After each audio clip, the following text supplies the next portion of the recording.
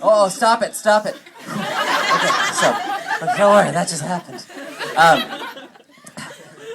So basically, my cousin and I go to sneak to get my dad's tail back.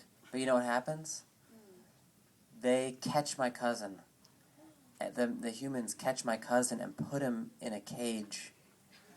And it's very bad.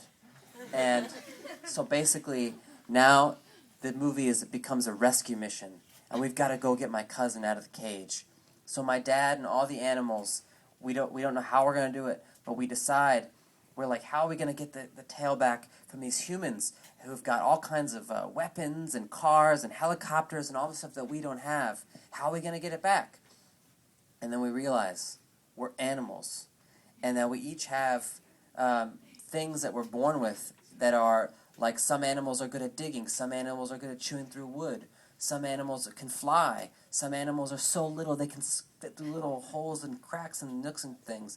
And so basically this is a scene where we realize that, wait, we're animals. If we just become animals and embrace the thing that makes us different from one another, and then we're going to be okay. And I think the point of it is, so many people feel like they want to be like everyone else, but it's good to be different, because it's good to be who you are. And if we were all the same, the world would be really boring. And it's good, and we just look at everyone here. All of us are all different from one another, but we're all part of one giant society. And so it's about how to be different and be together at the same time and help one another. So, yeah.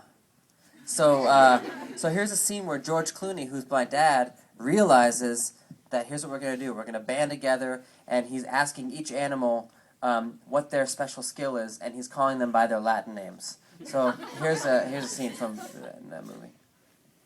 Great. Linda, Lucha, you got some dry paper? Here we go. Mole, Talpa Europea, what do you got? I can see in the dark? That's incredible. We can use that, Linda. Got it.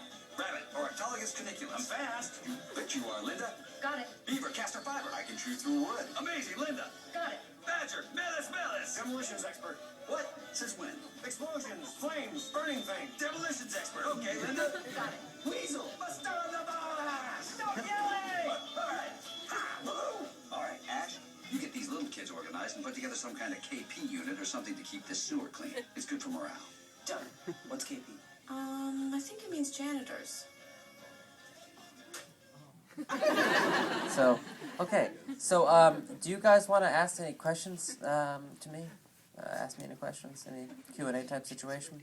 Because I would love to answer any questions. Because I'm just trying. I don't want to lecture anyone anymore. But so, hey, is that a sound system?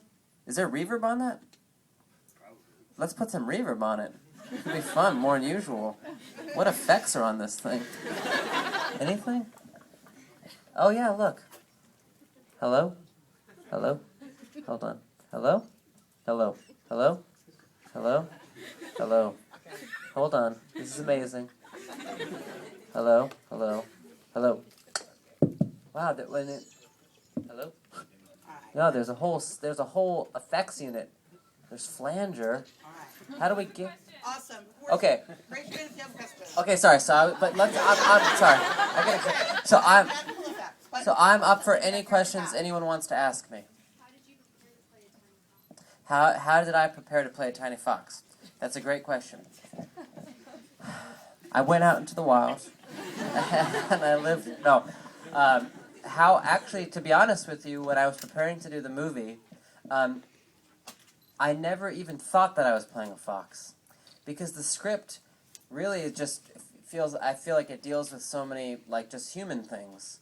And just feeling little, or feeling like, my character, like I say, he feels little. He likes a girl that doesn't like him back. He wishes he was a better athlete.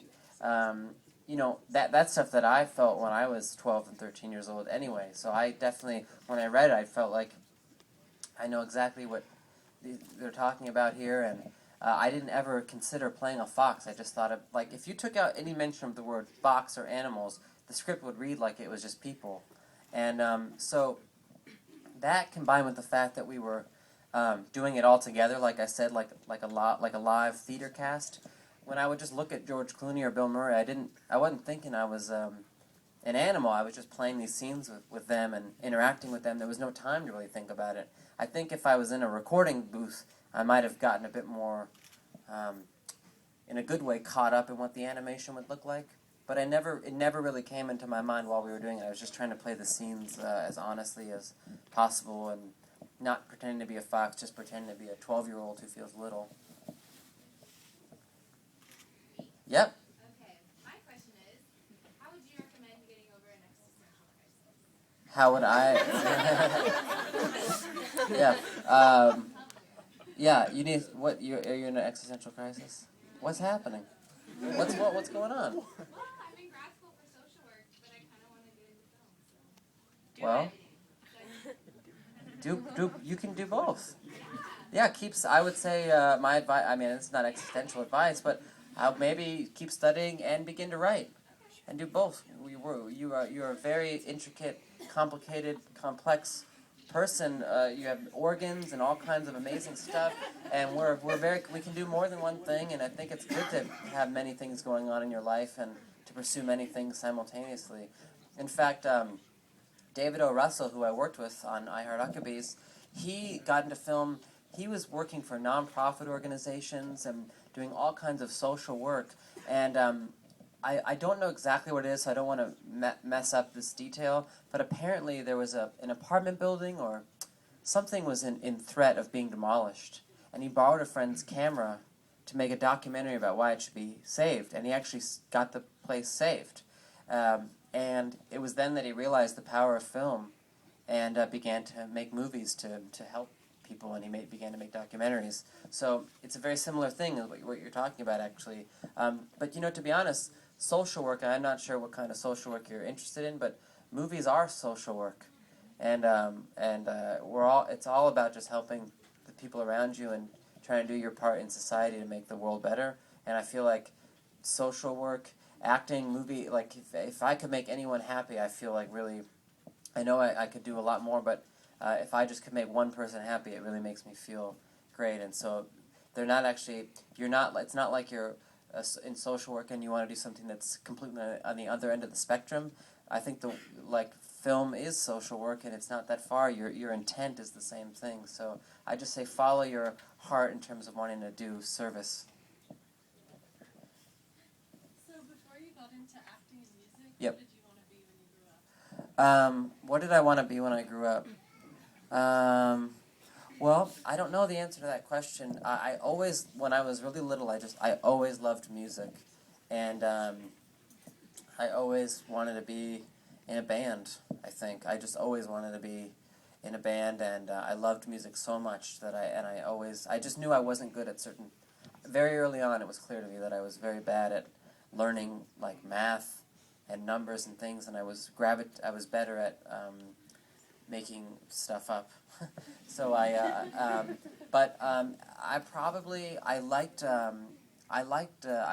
would have tried to be like an inventor of some kind.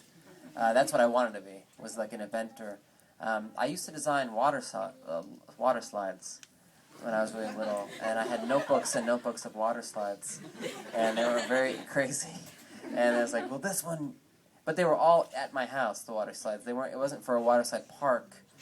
It was actually for my backyard. It's like, this one, I jump out of my window, and I go down underground, and I shoot back up.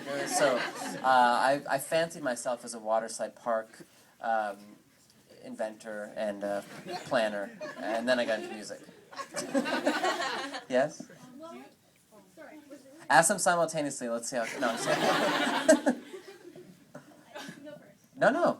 Yes. Okay. No. You go first. Do you have a Twitter account? Because there was somebody, like a fake Twitter name, posting phone numbers that you. That I what? They said somebody posted a Twitter account under your name. Oh no. And then they posted phone numbers saying to call you. Was it my phone number? When was this? 2 days ago? Yeah. Wow. I don't know. I definitely didn't Twitter my phone number.